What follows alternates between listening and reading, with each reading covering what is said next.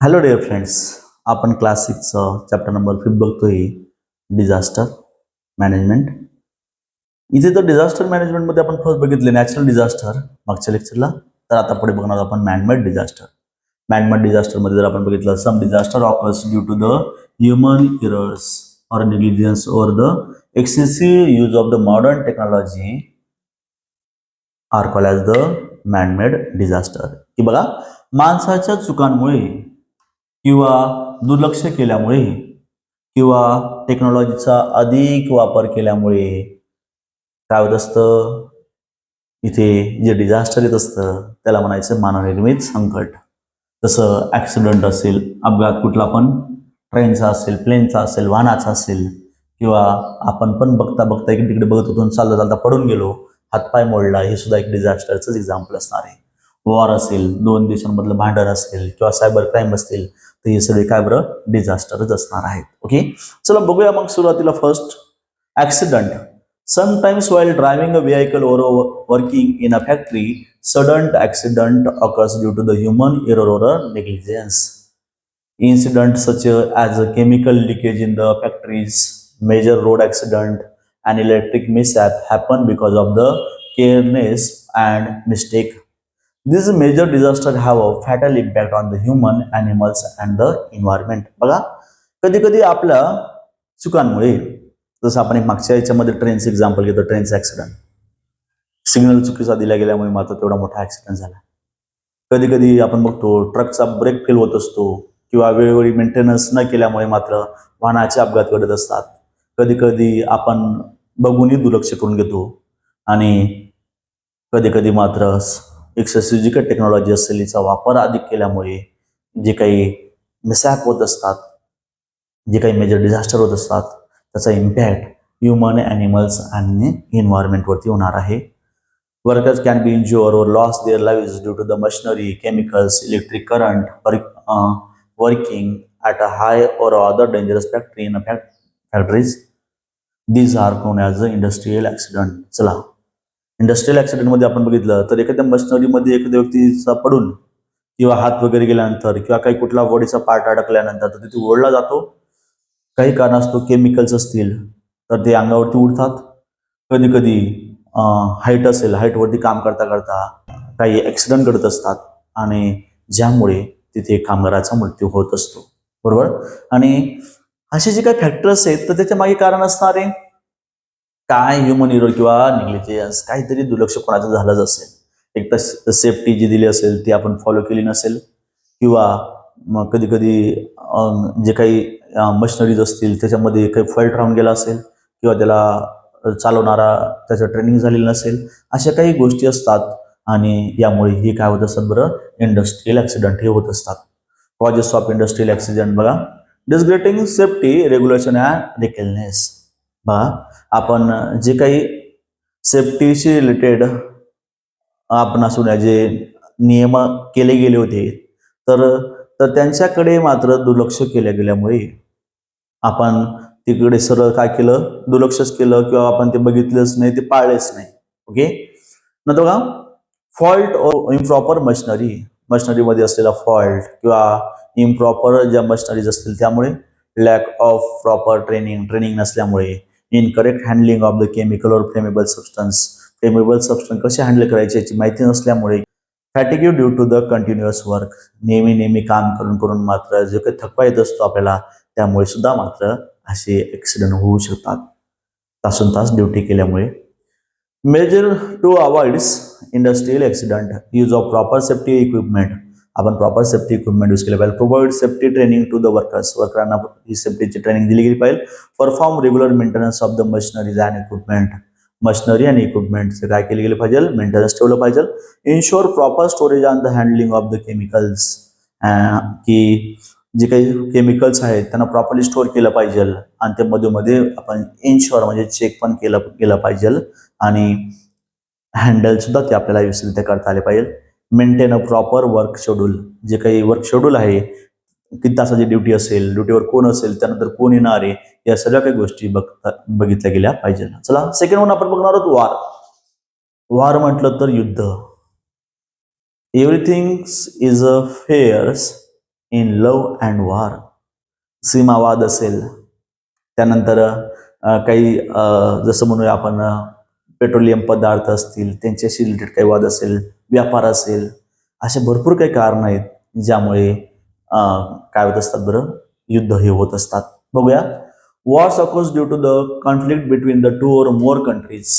बघा, दोन किंवा दोनपेक्षा अधिकचे देश असतात त्यांच्यातले वादविवाद. Wars taken place to protect the one's own country, resolve disputed or sometimes to acquire lands.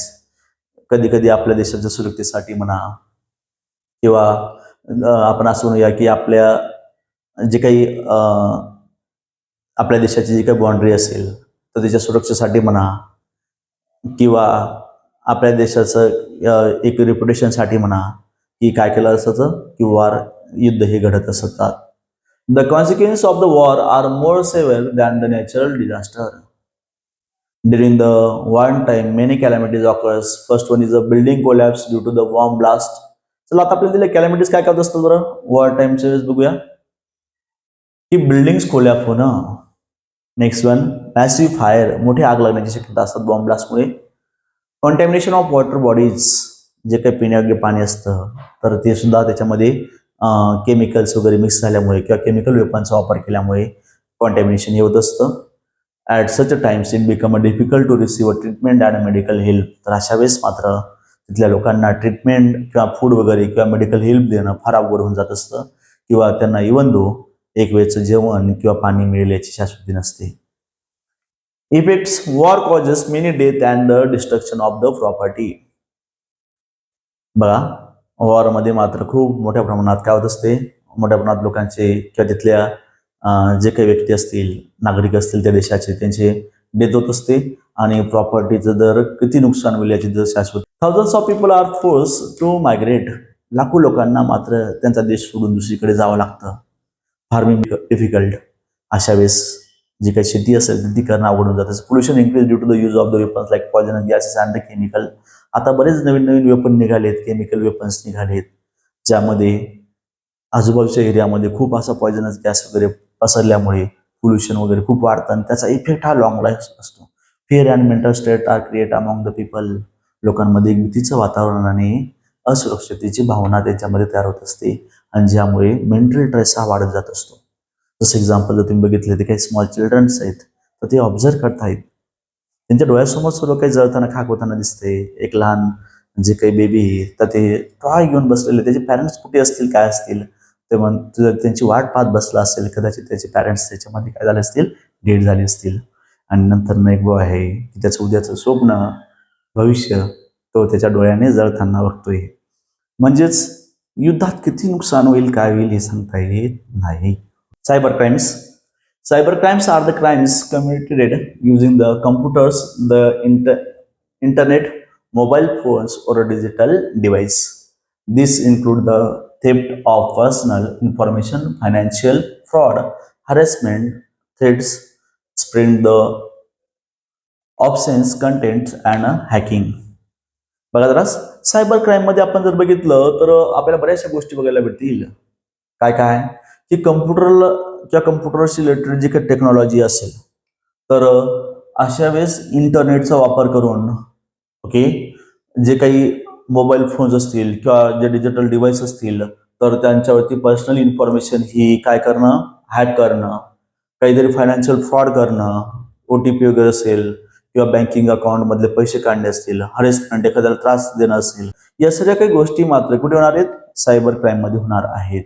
बघा, सायबर क्राईम म्हटलं तर त्यात आता नवीनच new type of the cyber crime are emerging, ज्यामध्ये आपल्याला बघायला भेटणार आहे काय बरं, फिशिंग्स, म्हणजे कोणाला तरी जाळ्यात अटकायचं. Involving obtain information through a fake emails. Fake emails बघा, ही फिशिंगची डायग्राम आपल्या इथे दिलेली आहे. काय, जो काही सायबर क्रिमिनल असेल तो एक फेक ईमेल मात्र कोणाला पाठवणार आहे, एखाद्या पर्सनला पाठवेल. त्या पर्सनकडची जी काही बँकचे डिटेल्स वगैरे असेल तर ती तो त्याच्याकडनं काढून घेणार आहे. ओके, कशाच्या साह्याने, तो एक डुप्लिकेट वेबसाईट तो पाठवणार आहे ईमेलद्वारे आणि आपण त्यावेळेस तिथे पेमेंट करायला जाऊ किंवा काही इन्फॉर्मेशन लोड करायला जाऊ तर ती ऑटोमॅटिक कोणाला कळणार आहे, तर त्या व्यक्तीला कळणार आहे आणि तो ओरिजिनल वेबसाईटवरती जाऊन त्या इन्फॉर्मेशनचा यूज करून तो काय करू शकतो, तिथे पैशांचे ट्रान्झॅक्शन वगैरे असतील तर तो करू शकतो. अशा पद्धतीने डुप्लिकेट माहिती किंवा डुप्लिकेट ईमेलद्वारे आपल्याकडनं जी काही इन्फॉर्मेशन घेऊन आपलंच जे का अकाउंट असेल यातनं जी काही रक्कम बसलेली काढली जाणं ही एक फिशिंगचा प्रकार असणार आहे. सायबर स्टॅकिंग जर म्हटलं तर मीन्स फॉलो पर्सन ऑनलाईन. एखाद्या व्यक्तीला मात्र ऑनलाईन फॉलो करणं. तर तो व्यक्ती कुठे कुठे फिरतोय, काय करतोय, त्याचा काय व्यवसाय आहे, काय हे सर्व काय आपण मात्र सायबर स्टॅकिंग थ्रू येत असतं. बरेचसे जे ॲप्स असतात जे अननोन असतात आपल्यासाठी, तर ते ज्यावेळेस आपण त्यासाठी आपलं लोकेशन विचारलं जात असतं, परत आपण लोकेशन ऑन ऑफ करतो किंवा नाही, किंवा सेफ्टीशी रिलेटेड ते रिकमेंडेड ॲप्स आहे की नाही मोबाईलसाठी किंवा कम्प्युटरसाठी हे चेक केलं गेलं पाहिजे, जेणेकरून आपल्यावरती कुणाचंही बाहेरच्या इतर व्यक्तीचं लक्ष राहणार नाही. म्हणजे आपण कुठे जातो, किती काय करतोय दिवसभरातनं या गोष्टी त्याला कळणार नाही. पुढे बघा, third one, ransomware. Attack involving locking the computer data and demanding the money and the digital arrest are some type of these crime. बघा, यासाठी एक्झाम्पल दिलं तुम्हाला. WannaCry ransomware अटॅक हे काही बुक मधला पार्ट नाही, तो ब्रॅकेट दिलेला आहे. Was a world wide cyber attack in may 2017 affected more than 3 lakh computer across 150 countries. बघा, जवळपास मात्र 3 लाख कम्प्युटर्स या WannaCry रॅन्समवेअर अटॅकमध्ये समाविष्ट किंवा मात्र तिथे इन्क्लुडेड होते. त्यातलं एक आमचं कॉलेजचं कम्प्युटर होतं. बघा, 2017मध्ये ज्यावेळेस जो काही कॉलेजचा डाटा असायचा तर ते कम्प्युटरमध्ये लोड केला होता. आणि अशा वेळेस मात्र ज्यावेळेस आम्ही कम्प्युटर चालू करायचो, तो चालू केल्यानंतर बऱ्याच वेळेपर्यंत तिथे कम्प्युटरचा जो कुठला मेन पार्ट असेल, डेस्कटॉप ओपनच नाही व्हायचं.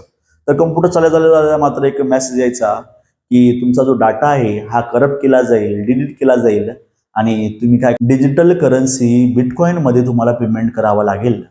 आणि कम्प्युटर तासून तास तसं जर चालू ठेवला तर तीच इन्फॉर्मेशन यायची. तिथं टायमिंग मात्र दिसायचा की तुमच्याकडे 3 तास आहे, 2 तास आहे, एवढे एवढे दिवस आहेत, तुम्ही काय करा, पे करा, नाहीतर तुमचा सर्व डाटा हा करप्ट होईल, डिलीट केला जाईल.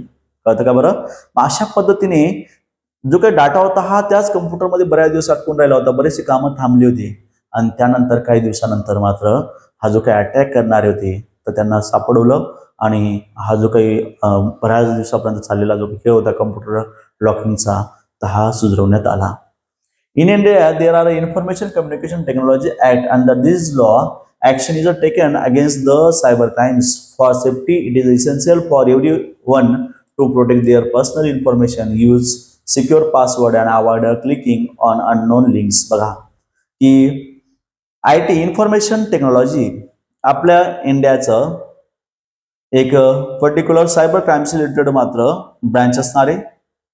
ते काय करते की इतर बाहेर देशातून येणारे जे काही अननोन कॉल असतील, कोणी जर आपल्याला डिमांड करत असेल OTP वगैरे किंवा बँक रिलेटेड इन्फॉर्मेशन विचारत असतील किंवा इतर काही माहिती असेल तर ते आपल्याला त्यांना देणं टाळायचं आहे. इमिडिएट मात्र असे जे कॉल असतील ते कट करायचे आपल्याला आणि नंतर अशी जी काही आलेले कॉल असतील, नंबर असतील तर ते आपल्याला गव्हर्नमेंटपर्यंत किंवा अशा जे काही ब्रँचेसवर मात्र सायबर क्राईमशी रिलेटेड त्यांच्यापर्यंत ती इन्फॉर्मेशन द्यायची, जेणेकरून मात्र भविष्यात कुठलाही अशा पद्धतीचे कॉल्स किंवा मेसेज येणार नाही आणि आपल्या लोकांची किंवा आपली फसवणूक होणार नाही. These emergency numbers are fixed nationwide and remain the same across all the cities in the country for immediate help during a disaster. आपण बघितलं डिझास्टरमध्ये कधी पण येऊ शकतं, कधी काही घडू शकतो, कधी अपघात घडू शकतो. त्यामुळे मात्र आपल्याला काही इमर्जन्सी नंबर असतील हे आपल्याला माहीत असणं गरजेचं असणार आहे, जेणेकरून डिझास्टरच्या वेळेस आपण कॉल करून हेल्प घेऊ शकतो. जसं सर्व्हिसेसमध्ये या पोलीस असिस्टन्स काय नंबर आहे बरं, 100, फायर ब्रिगेड 101, ॲम्ब्युलन्स 102 किंवा 108. मोस्टली करून 108 हा नंबर आपण डायल करत असतो. इमर्जन्सी सर्व्हिस डिझास्टर रिलीफसाठी मात्र 1077 हे ऑल ओव्हर इंडियामधले नंबर असणार आहेत. आपण त्यांच्या कॉन्टॅक्ट करून हेल्प घेऊ शकतो. चला, आपण आता काय करायला हवं डिझास्टरच्या पूर्वी आणि डिझास्टरच्या नंतर हे आपल्याला बघायचं. बिफोर डिझास्टर बघूया. Identify the disaster and find a safe place. हे डिझास्टर कुठल्या प्रकारचं आहे, कसं आहे तर हे बघून आपल्याला सुरक्षित जागा शोधायची. Prepare a disaster management plan and keep essential items ready.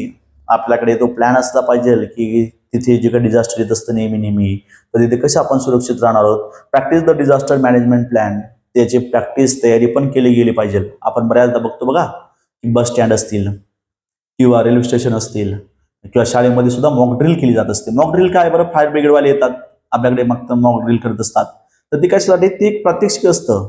जे काही प्लॅन असेल त्या प्लॅननुसार खरोखर जर डिझास्टर जर आलं तर त्यात आपल्याला 100% त्याच पद्धतीने आपण ऍक्शन घेऊ शकतो की नाही याची प्रॅक्टिस करणं म्हणजे मॉक ड्रिल असणार आहे. मेमोराइज इम्पॉर्टंट फोन नंबर लक्षात ठेवायचे बरोबर. आणि ऑब्झर्व द सायबर सिक्युरिटीचं सुद्धा मात्र आपण पालन करायचं आहे. आफ्टर डिझास्टर आल्यानंतर काय करायचं, stay calm, go to safe place, turn off the electricity. आपल्याला शांत राहायचंय, सेफ प्लेसवरती जायचंय आणि इलेक्ट्रिसिटी आपण घरातले जे मेन स्विच असतील ते ऑफ करणार आहोत आधी. घरातले जे काही गॅस वगैरे चालू असेल तो पण आपल्याला बंद करायचा आहे. Help other administration first aid to the injured, की आपल्याला काय करायचंय, बाकीच्यांना मदत करायची आणि फर्स्ट एडचा आपण मित्रांसाठी मदत करणार. Do not believe in a rumours, जे काही अफवा असतात, अफवा पसरणारे पण भरपूर लोक असतात त्यांच्यावरती आपल्याला विश्वास ठेवायचा नाही. Contact the administration and authority, आपल्याला जे काही ऑथॉरिटी असेल किंवा ऍडमिनिस्ट्रेशन असेल त्यांच्याशी कॉन्टॅक्ट करायचं आहे. Encourage and comfortable those panic by the disaster, जे काही अशा अपघातात ज्यांना काही किंवा त्याचा परिवार असेल किंवा त्यांना स्वतःचं नुकसान झालं असेल तर अशा लोकांना आपल्याला भावनेने त्यांचं आपण सांत्वन करायचं आहे आणि त्यांना धीर द्यायचा आहे. First aid refer to the immediate help given to an injured or ill person before they receive hospital treatment. बघा की अशी ट्रीटमेंट किंवा अशी मदत इमिडिएटली लगेच तात्काळ आपल्याला द्यायची एखाद्या व्यक्ती हॉस्पिटलला जाण्याच्या पूर्वी. तर अशा मदतीला आपल्याला म्हणायचं मात्र first aid. Okay, the immediate help given to the injure or ill person, that means victim, before they receive hospital treatment. This can save the lives, reduce the pain and prevent the infection. First aid box मध्ये काय काय असतं बघूया. It contain the tools and medicines ready for the immediate help in a emergency situation at homes, in school, in office and in a vehicles. आपण बघत असतो की first एडचं एक बॉक्स असतं, त्यामध्ये वेगवेगळ्या बँडेज येत असतात, त्यामध्ये वेगवेगळ्या प्रकारचे क्रीम असतील, अँटीसेप्टिक क्रीम असतील किंवा बर्न वगैरे झाल्यानंतर जे काही पेट्रोलियम जेली असतील तर ह्या येणार आहेत. आणि याचा वापर आपल्याला फर्स्ट ज्यावेळेस एखादी इमर्जन्सी येईल तर त्या इमर्जन्सीच्या वेळेस मात्र त्या पर्सनसाठी, विक्टीमसाठी आपल्याला करायचं आहे. एक्झाम्पल म्हणजे बघा, external bleeding of wounds, applying the bandage over the ointment. ज्यावेळेस समजा एखादा जसं काय होत असेल, एक्सटर्नल ब्लिडिंग, त्याला जखम झाली असेल, एखादा वुंड जखम झालेली असेल, त्याचं रक्त जर बाहेर पडत असेल तर अशा वेळेस आपल्याला काय करायचं, बँडेजचा वापर करायचा आहे. आणि जे काय अँटीसेप्टिक ऑइंटमेंट असतील त्याचा पण आपण वापर करू शकतो. चला आपल्याला बघायचं आता सनस्ट्रोक आणि बर्न्स या दोन गोष्टी आपण बघणार आहोत. आता सनस्ट्रोक ही कॉमन गोष्ट झाली बऱ्याचदा, की जे काही समरमध्ये आपण उन्हाळ्यात बघत असतो की बऱ्याच ज्या घटना ज्या असतात सनस्ट्रोकच्या घडत असतात. की एखादा व्यक्ती जर काय करत असेल, दिवसभर काम करत असेल किंवा धावपळीमध्ये बॉडी टेम्परेचर आपलं वाढत असतं आणि अशा वेळेस जे वाढणारं टेम्परेचर असेल ते आपल्या मेंदूपर्यंत पोहोचतं आणि मेंदूचं टेम्परेचर वाढतं, किडनीचं, हार्टचं टेम्परेचर बॉडीचं वाढल्यामुळे काय होत असतो, सनस्ट्रोक हा येत असतो. बघूया बरं चला. Staying in hot weather for long time or excessive physical exertions increase the body temperature which disturb the functioning of the vital organs like the brain, heart and kidney. This condition is called as a sunstroke.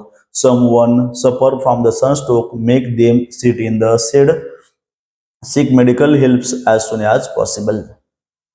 बघा की sunstroke आलेल्या व्यक्तीला सध्या आपल्याला काय करायचं आहे की त्याला सावली असेल तर सावलीमध्ये आधी बसवायचं आहे आणि त्यानंतर त्याला थंड पाणी प्यायला द्यायचं आहे. शक्य झालं तर त्याच्या अंगावर थंड पाणी आपल्याला टाकायचं आहे जेणेकरून बॉडी टेम्परेचर हे कमी होईल. नेक्स्ट बघा बर्न्स. बऱ्याचदा असं असतं घरामध्ये काम करताना किंवा काही स्वयंपाक वगैरे करताना छोटे मोठे चटके आपल्याला लागत असतात. कधी कधी मात्र काही कारण असतो, मोठ्या मोठ्या ऍक्सिडेंटमध्ये म्हणा किंवा गॅस वगैरे असेल घरातला, याचा कधी कधी स्फोट वगैरे होत असतो, घराला आग लागत असते, तर त्यावेळेस मात्र सिरियस मात्र बर्न्स पण हे येत असतात. मग आपण काय करायला बघा, something due to the careless or an accident a person cloth catch the fires. Okay, त्या पर्सनला आपण काय करायला हवं बरं, मात्र ज्याच्या कपड्यांना आग लागलेली, तर आपण स्टॉप द पर्सन इमिडिएट, त्याला लगेच तात्काळ आपण थांबवलं पाहिजे. Forcefully tell or physical prevention them from the running. त्याला काही करून काय केलं पाहिजे, त्याला एका जागेवरती थांबवायला पाहिजे. त्याला थांबवून आणि पुढे काय करणार आहोत, stop drop and roll. Stop drop and roll एक सिंपल प्रिन्सिपल आहे. Instruct the person to lie on the ground and roll over the repeatedly. बघा, त्या व्यक्तीला मात्र ग्राउंडवरती आपल्याला झोपून द्यायचे आणि त्याला परत परत रोल व्हायला लावायचे. म्हणजे रोल झाल्यामुळे काय होईल, जी काही आग लागली तर ती जास्त स्प्रेड न होता तिला ऑक्सिजन कमी सप्लाय मिळाल्यामुळे काय होणार आहे, ऑटोमॅटिक ती आग विझणार आहे. Smother the flames, cover the with a thick blanket jacket or heavy cloth to cut off air. अशा वेळेस आपण काय केलं पाहिजे, जाड जर ब्लँकेट वगैरे असेल, रग वगैरे असेल, किंवा आजूबाजूला जे काही एखादं जाड कापड असेल तर त्याच्याने त्याला पॅक पांघरून द्यायचे, जेणेकरून बाहेरचा ऑक्सिजनचा सप्लाय हा कमी होईल आणि ज्यामुळे मात्र ज्या फ्लेम असतील त्या ऑटोमॅटिक फुट ऑफ होतील. Cool and sick help, cool Burns areas with clean water and call emergency services immediately. आपण अशा व्यक्तीच्या अंगावरती थंड पाणी आपण टाकू शकतो, बरोबर, आणि ज्यामुळे त्याला थोडंसं जे काही बर्निंग असेल ही पण कमी होईल. आणि अशा वेळेस जास्त बाहेरनं काही न लावता, छोटे बर्न असतील तर आपण त्याला पेट्रोलियम जेल वगैरे लावू शकतो, नॉर्मल चटका बसला असेल तर. पण जास्त जर समजा जर जखम झाली असेल किंवा खोलवर जर जखमा झाल्या असतील तर अशा वेळेस डायरेक्ट डॉक्टरांकडे इमिडिएट आपण काय केलं पाहिजे, त्या पेशंटला पुढे हलवलं पाहिजे. Some accidents and their first aid, आपल्याला देऊन ठेवलेत काय ऍक्सिडेंट आणि अशा वेळेस व्हॉट टू डू आणि व्हॉट नॉट टू डू. आपण बघितलं की सुरुवातीला की स्नेक बाईट सुद्धा एक एक इन्सिडेंटच आहे आणि एक डिझास्टरच असणार आहे. ते स्नेक बाईटच्या वेळेस काय करायला हवं, चला what do do, do minimise movement, कमीत कमी आपल्याला हालचाल करायची. Take the person to a medical centre as quickly as possible, पटकन त्या व्यक्तीला मेडिकल सेंटरपर्यंत घेऊन गेलं पाहिजे, म्हणजे हॉस्पिटलपर्यंत. प्रोव्हाइड इमोशनल सपोर्ट, त्याला इमोशनल सपोर्ट दिला पाहिजे की त्याला काही होणार नाही, काही नाही, होऊन जाईल बरा, किंवा तो साप काय एवढा पॉयझनस नव्हता असं वगैरे सांगून आपल्याला त्याला इमोशनल सपोर्ट करायचे. If possible take a photo of the snake to show the doctor. जर चेक झालं तर त्या सापचा जो फोटो असेल पटकन मोबाईलमध्ये कॅच करायचा आणि डॉक्टरांना दाखवायचे. का? कारण की डॉक्टरांना पण कळेल की हा कुठल्या प्रजातीतला आहे, पॉयझनस आहे का नॉन पॉयझनस आहे का मीडियम पॉयझनस आहे, ज्यावरनं त्यांना पटकन ट्रीटमेंट देता येईल. What not to do, running or excessive movement, आपण पळायला नको, धावायला नको आणि धावपळ थांबवली पाहिजे. कारण का, स्नेकने जिथे आपल्याला बेट केलं असतं तिथलं ब्लडमध्ये पॉयझन गेलं असतं आणि पॉयझन जास्त जर रनिंग करू आपण, ब्लड सर्क्युलेशन जास्त होईल आणि अशा वेळेस लवकर ब्लड जे असेल पॉयझन असेल ते पूर्ण बॉडीमध्ये पसरणार आहे. Use of the home remedies, आपण इथे घरचे जे काही प्रकार असतात, घरच्या घरी आपण जे काही करतो, तर असे जे काही घरच्या घरी उपाय असतील तर ते उपाय आपण टाळले पाहिजे. की हे खाऊन बघा खरंच चावलाय का, ते खाऊन बघा असं करा तसं करा, त्यापेक्षा पटकन लगेच डॉक्टरांकडे आपल्याला पोहोचायचं आहे. गोइंग टू द फ्रॉडस्टर और आउट ऑफ अ सुपरस्टिशन, बाजरा की जे काही लबाड लोक असतात किंवा चुकीची माहिती देत असतात की अमुक अमुक आहे, असा बाबा आहे किंवा अमुक अमुक आहे, तो साप उतरून देतो किंवा त्याच्याकडे असंच होतं, तर हे अंधश्रद्धेवर विश्वास न ठेवता, ओके, सुपरस्टिशन त्याच्यावरती विश्वास न ठेवता आपण पटकन इमिडिएट डॉक्टरांकडे गेलं पाहिजे. Making a cut or wounds at the bite side, now don't sucking out the infected blood by mouth. आपण बरेच जण म्हणतात की कट लावून असं तोंडाने रक्त ओढलं पाहिजे आणि थुंकलं पाहिजे ते, पण तसं करायला नको. मग अशा वेळेस कट न करता किंवा ब्लड न ओढता दुसऱ्या एखाद्या व्यक्तीने, तर आपण सरळ इमिडिएट काय करायचंय, मेडिकल ट्रीटमेंटसाठी हॉस्पिटलकडे जायचंय. एक्स्ट्रीम फिअर ऑफ वॉटर, हायड्रोफोबियाचे लक्षण आपण बघत असतो, तर ते पाण्याला सुद्धा स्पर्श करत नाही एवढी त्यांना भीती वाटत असते. याचा अर्थ रेबीज सुद्धा हा खतरनाक आजार आहे. बघा काय केलं पाहिजे कुत्रा चालल्यानंतर, मग बघूया. Dog bite, watch the wound repeatedly with clean water, seek medical help immediately. बघा जखमा जे काही झालेलं असेल तिथे मात्र क्लीन वॉटरने आपल्याला ती काय करायची, वॉश करायची आणि नंतर लगेच काय करायची, आपल्याला इमिडिएट मेडिकल हेल्प मात्र घ्यायची. Get the rabies vaccine from a health centre. आता जी काही वॅक्सिन आपल्याला मिळत असते रेबीज सेंटरला फ्रीमध्ये मिळत असते, तर ती आपण घेतलीच पाहिजे. जे लस असते रेबीज या विषाणूवरती, त्या ज्या 2 सांगितल्या असेल 3 सांगितल्या असेल डॉक्टरांनी, तर त्या घेतल्याच पाहिजे. त्या कंटाळा करायला नको. मग तो कुत्रा ओळखीचा असू द्या, घरातला असू द्या किंवा बाहेरचा असू द्या, रेबीजचे विषाणू काही सांगून येणार नाहीत, की आपल्या शरीराचे काम करणार नाहीत. What do not do? Don't use home remedies taking the medicine on your on. घरच्या घरी आपण काहीतरी गोळ्या औषध घेऊन घेऊ आणि बरे होऊन जाऊ, नाही, ते चालणार नाही. हळद लावून घेऊ कुत्रा चावलेल्या जागेवरती, जखम चांगली होऊन जाईल. जखमेचा विषय नाही, तर ते विषाणू आतमध्ये आपल्या शरीरात शिरकाव केलेले आहेत. Hitting over killing the dog. कुत्रा चावला म्हणून त्याला मारा किंवा त्याला डायरेक्ट मारून टाका, हे पण योग्य नाही. तो एक प्राणी आहे. तो त्याच्या संरक्षणासाठी म्हणा किंवा काही कारणास्तव म्हणा किंवा तो पिसाळलेला असेल ती गोष्ट वेगळी, तर त्याने आपल्यावरती अटॅक केला असेल, तर त्यावेळेस मात्र जर पिसाळलेला असेल तर पटकन म्युनिसिपल कॉर्पोरेशन असेल किंवा गावातले जे काही इतर लोक असतील त्यांच्यापर्यंत पोहोचवणं आणि त्याची विल्हेवाट लावणं गरजेचे असणार आहे. ओके. जो काही आजचा जो व्हिडिओ असेल तुम्हाला इन्फॉर्मेटिव्ह वाटला असेल तर नक्कीच लाईक करा, तुमच्या मित्रांबरोबर शेअर करायला विसरू नका आणि असंच नवीन नवीन व्हिडिओ बघण्यासाठी चॅनलला आपण सबस्क्राईब करा. थँक्यू.